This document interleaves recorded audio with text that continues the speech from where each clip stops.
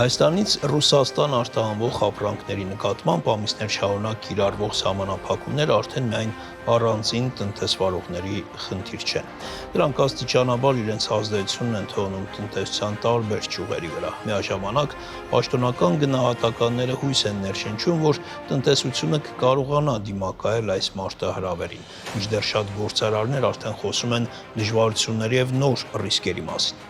Ինչ ծավալի տնտեսական խնդիրների առաջ է կանգնած Հայաստանը, որքանով են հիմնավորված լավատեսական կամ մտահոգիչ գնահատականները, արդյոք արտահանողները կարողանում են գտնել այլընտրանքային շուկաներ։ Այս հարցերի պատասխանները փորձել է գտնել իմ գործընկեր Մարինե Դբոյանը։ Մարինեն մեր տաղավարում է։ Մարինե, նախ կարծում եմ պետք է հիշեցնել, երբ սկսվեցին սահմանափակումները, դրանք ինչ ապրանքատեսակներ են առնչվում եւ նաեւ ինչ են ասում փորձագետները, ինչ արձագանքներ կան ռուսական կողմից։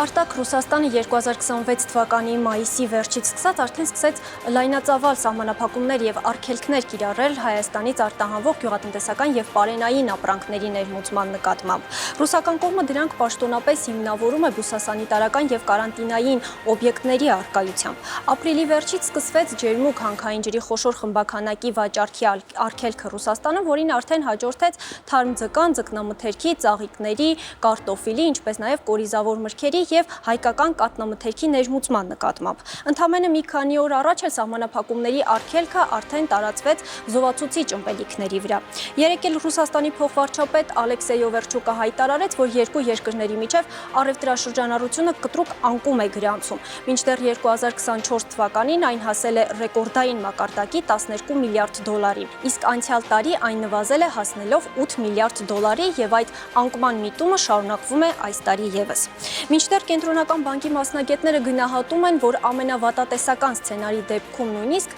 կորուստը կարող է կազմել ՀՆ-ի 1-ից 1.5%-ը։ Չնայած սահմանափակումներին, որոշ տնտեսվարողներ այնուամենայնիվ փորձում են իրենց ապրանքը հասցնել սպառողին, դեպքեր են գրանցվել, երբ փորձել են Բելարուսի, Ղազախստանի եւ այլ երկրների տարածքով արտահանումը կազմակերպել։ Գյուղատնտեսական արտադրանքի եւ խմիչքի ներմուծման արգելքից բացի Ռուսաստանը նաեւ պարբերաբար ակնարկում է Հայաստանի մռայլ ապագայի մասին ԵԱՏՄ-ից դուրս, մինչդեռ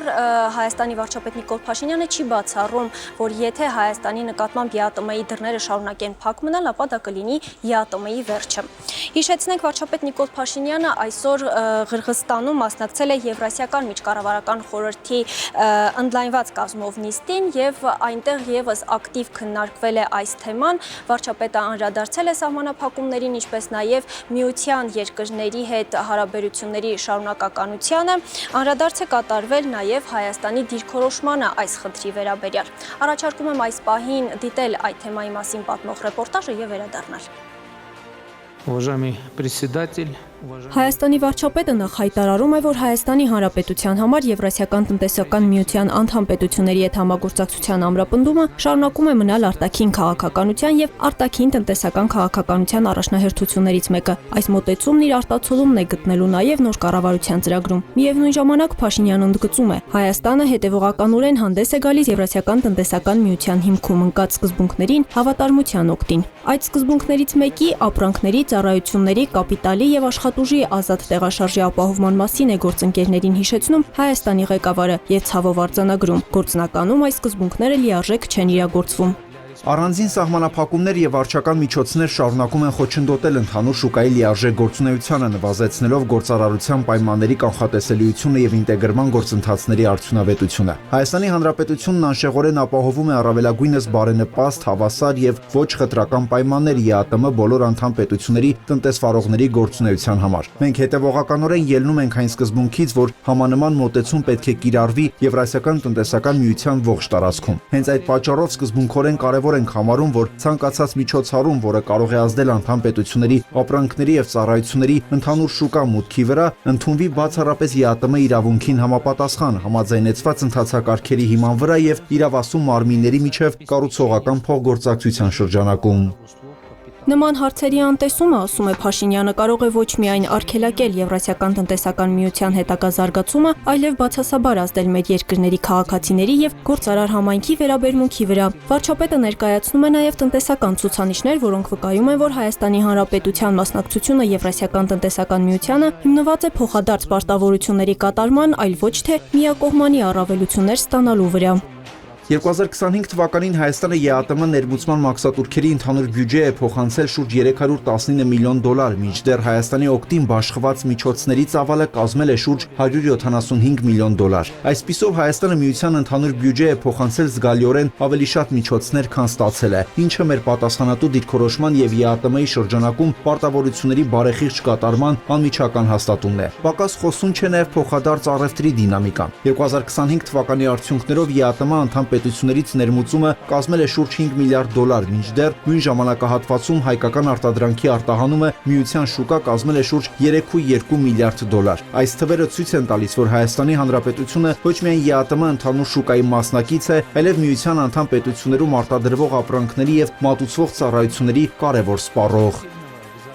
Նիկոլ Փաշինյանն անդրադառնում է նաև ԵԱՏՄ անդամ 4 պետությունների ղեկավարների 2024 թվականի մայիսի 29-ի հայտարարությանը, որում աջակցություն էր հայտնվել Հայաստանում Եվրոպական միությանն անդամակցելու հարցով հանրաքվե անցկացնելու գաղափարին։ Հայաստանի Հանրապետությունն ի գիտություն է ընդունել այդ հայտարարությունը, ասում է Հայաստանի ղեկավարը։ Նիկոլ Փաշինյանը նախ հիշեցնում է, որ 2025 թվականին Հայաստանում ընդունվել է Հայաստանի Հանրապետության Եվրոպական միության անդամակցելու գործընթացի մեկնարկի մասին օրենքը, ապա նման օրենքի ընդունման ռազմավարական նպատակը Հայաստանի համար այլընտրանք ստեղծելն է։ Մենք հասկանում ենք, որ Եվրասիական տնտեսական միությանը եւ Եվրոպական միությանը միաժամանակի անդամակցությունն անհնար է, սակայն նշված օրենքի ընդունման փաստն ինքնին չի նշանակում, որ Հայաստանն այսօր Եվրամիության անդամ դառնալու հնարավորություն ունի։ Երբ ապագայում Հայաստանը որակապես պատրաստ լինի Եվրամիությանն անդամակցությանը, դա նույնպես չի նշանակի, որ մեր երկիրն ինքնաբերաբար կդառնա Եվրամիության անդամ։ Դրա համար դեռևս անհրաժեշտ կլինի Եվրամիության անդամ պետությունների համաձայնությունը եւ Հայաստանի քաղաքացիների հավանությունը։ Մյուս կողմից ակնհայտ է, որ անհնար է այս հարցը ներկայացնել Հայաստանի քաղաքացիների որոշմանը առանց նախնական ինստիտուցիոնալ նախապատրաստական աշխատանքներ իրականացնելու, եւ նույնիսկ դրանից հետո անհրաժեշտ կլինի Եվրոպական միությանն անդամակցելու պաշտոնական հայտով դիմել Եվրամիությանը։ Դրանից հետո անհրաժեշտ կլինի նաեւ ստանալ Եվրամիությանն անդամակցելու թեկնածու երկրի կարգավիճակ։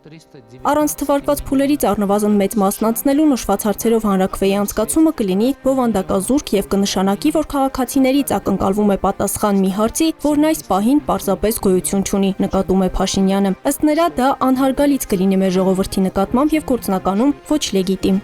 Հայաստանի Հանրապետությունը ելնում է այն սկզբունքից, որ Եվրասիական տնտեսական միությունը չպետք է դիտարկվի որպես սահմանափակումների տարածք։ Մենք համոզված ենք, որ ԵԱՏՄ անդամ պետությունների փոխգործակցությունը երրորդ գործընկերների հետ չպետք է ընկալվի որպես զրոյական գումարով խաղ։ Չնայած Հայաստանի վարչապետի այս շեշտադրումներին, ռուս լրագրողները թեմայի հետ կապված Հայաստանի ղեկավարին դարձյալ հարցեր ունեին։ Շրջապատեցին նրան ու սկսեցին. երբ է լինելու հանրաքվեն, արդյոք համեմատել եք հայկական ապրանքների հեռանկարները Եվրոպական միությունում եւ ԵԱՏՄ-ում ու այսպես շարունակ։ Նիկոլ Փաշինյանը ռուս լրագրողների հետ զրույցում դարձյալ ընդգծում է այն սահմանափակումները, որոնք ռուս գործընկերները սահմանել են հայկական ապրանքների նկատմամբ, Հայաստանի Հանրապետությունում նպաստում է ԵԱՏՄ-ի նկատմամբ բացասական ընկալման ձևավորմանը։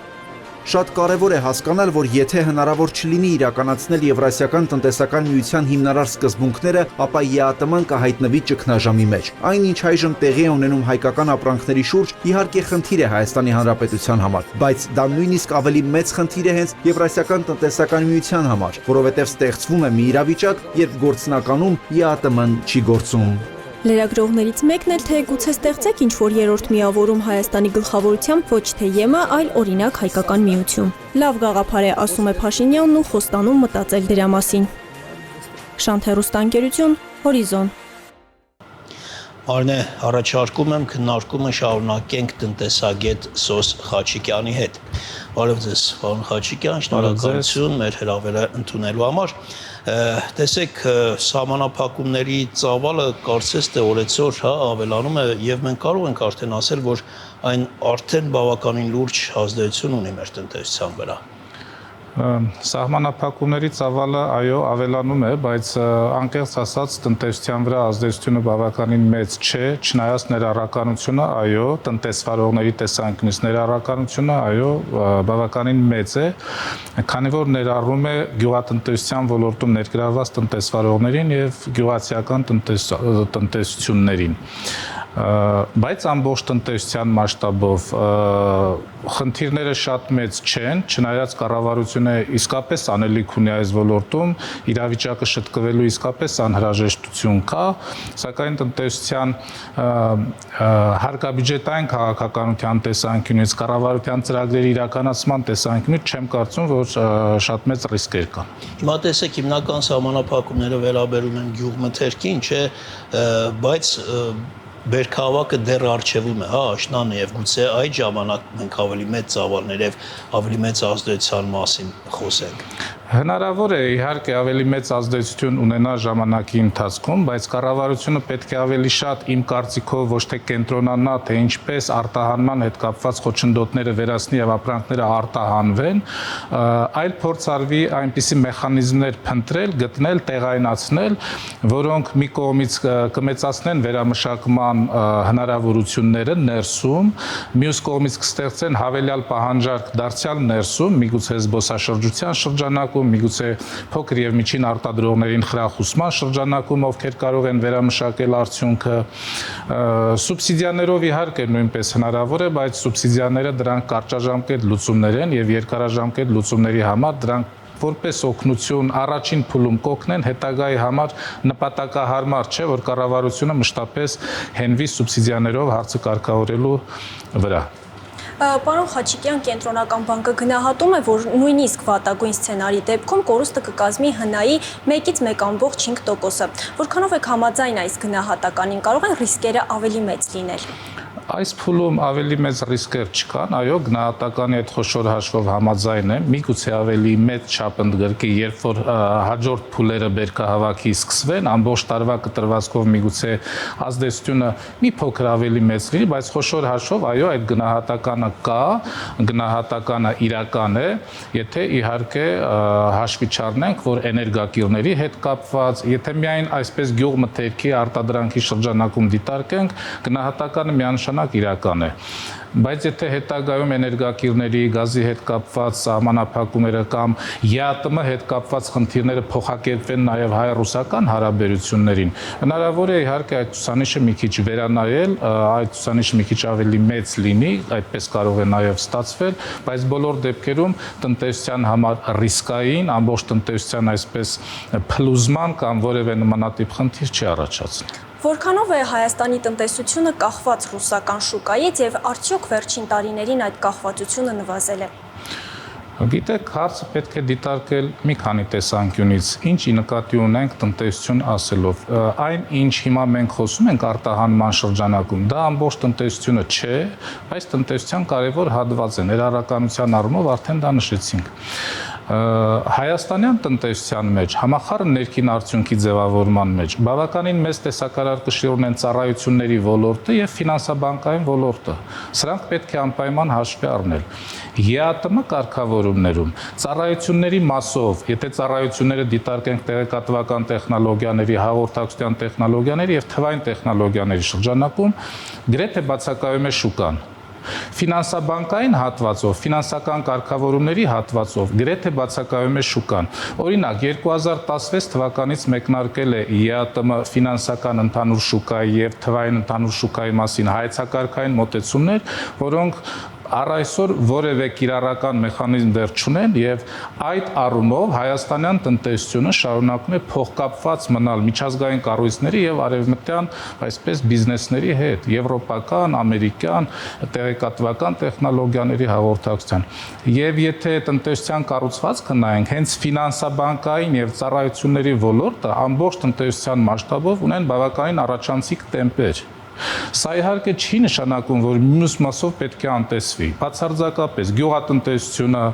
գյուղատնտեսության վրա հիմնված վերամշակումը շատ կարևոր են եւ կառավարությունը այո հավելյալ ջանքեր պետք է ներդնի, բայց եթե խոսում ենք ամբողջ տնտեսության մասով եւ չենք անդրադառնում ֆինանսաբանկային կամ ծառայությունների ոլորտին, տեխնոլոգիական ոլորտին, ապա սա մեր տնտեսությունը դարձնում է բավականին խոցելի։ Մյուս մասով գյուղատնտեսական եւ վերամշակող արդյունաբերության մասով այո կախվածությունը Ռուսաստանի եւ ԵԱՏՄ տնտեսությունից բավականին մեծ է։ Երբ որ խոսում ենք դիվերսիֆիկացիայի մասին, սա չի նշանակում այդ մեծ չափաբաժինը, որ կա, պետք է նվազեցնել արտադրությունը ավելի քչացնելով կամ ավելի քիչ արտահանելով։ Ոչ, նույնիսկ պետք է ավելացնել։ Սակայն հնարավորության դեպքում իհարկե ավելացնի, սակայն անդրադառնալով տնտեսության մյուս ոլորտներին, երբ որ ավելի առաջանցիկ տեմպերով աճում են ֆինանսաբանկային ծառայությունները, տեղեկատվական տեխնոլոգիաների ծառայությունները եւ այդ առումով ԵԱՏՄ-ն առաջարկելու շուկա չունի, կարգավորիչ մեխանիզմներ չունի, բնականաբար հայաստանյան տնտեսությունը այդ ոլորտում ունենալով ավելի մեծ չափով զարգացում, աստիճանաբար ամբողջ տնտեսության մասով կախվածությունը ԵԱՏՄ-ից թուլանում է։ Պարոն Խաչիկյան, դուք էլ խոսեցիք դիվերսիֆիկացիայի մասին, առհասարակ շատ է խոսվում եւ հիմնականում մենք նկատի ունենք դիվերսիֆիկացիայի պարագայում եվրոպական շուկան։ Բայց արդյոք այդ դիվերսիֆիկացիան իրատեսական է, եթե հաշվի առնենք մի շարք խնդիրներ, հանգամանքներ ու օրինակ լոգիստիկ խնդիրները, օրինակ եվրոպական շուկայի առանձնահատկությունները կամ հայկական արտադրատեսակների մրցունակությունը։ Ես հենց դրա համար նշեցի տնտեսության կառուցվածքային մասը։ Երբ որ տնտեսության կառուցվածքի մեջ որոշակի բաժնով անդրադառնանք, որոշակի չափաբաժնով անդրադառնանք գյուղատնտեսությանը եւ դրա շրջանակում ստեղծվող վերամշակող արդյունաբերությանը, այո, մեծ մրցունակություն չունենք եւ լոգիստիկ առումով խնդիրներ կան։ Երբ որ անդրադառնանք շուկայի մյուս կառուցվածքային մասերին, տեղեկատվական տեխնոլոգիաների, ֆինանսաբանկային հատվածի, այս առումով լոգիստիկ կամ հաղորդակցության խնդիրները ավելի սահմանափակ են, ավելի քիչ են, մեր տնտեսության հնարավորություններն այդ առումով ավելի մեծ են եւ այո, նույնպես այդ ուղղությամբ նույնպես պետք է կատարվեն բավականին մեծ քայլեր։ Սրանք շատ կարեւոր հատվածներ են տնտեսության մեջ եւ այս առումով լոգիստիկ խնդիրները, ճանապարհային հաղորդակցության խնդիրները մեծ դեր չունեն տնտեսության ինտեգրացիոն գործընթացների շրջանակում։ Ես չեմ ասում, որ այս մասը հատվածի ենթադրենք ֆինանսաբանկային կամ տեխնոլոգիական կամ թվային հարթակները պետք է անտեսվեն ԵԱՏՄ շրջանակում։ Ոչ, բացարձակապես, պարզապես ԵԱՏՄ շրջանակում այդ շուկան դեռևս չի կարգավորվում։ Եվ հայաստանյան տնտեսությունը ունենալով մեծ կախվածություն ֆինանսաբանկային ոլորտից եւ ծառայությունների ոլորտից չի կարող անմասն մնալ արևմուտքի շրջանակում, այսպես ներկայացնենք, կամ զարգացած պետությունների շրջանակում սրանց հետ փոխգործակցության առաջ տանելու օրակարգից։ Դա հնարավոր չէ, բայց մյուս մասով, այո, գյուղմթերքի առումով,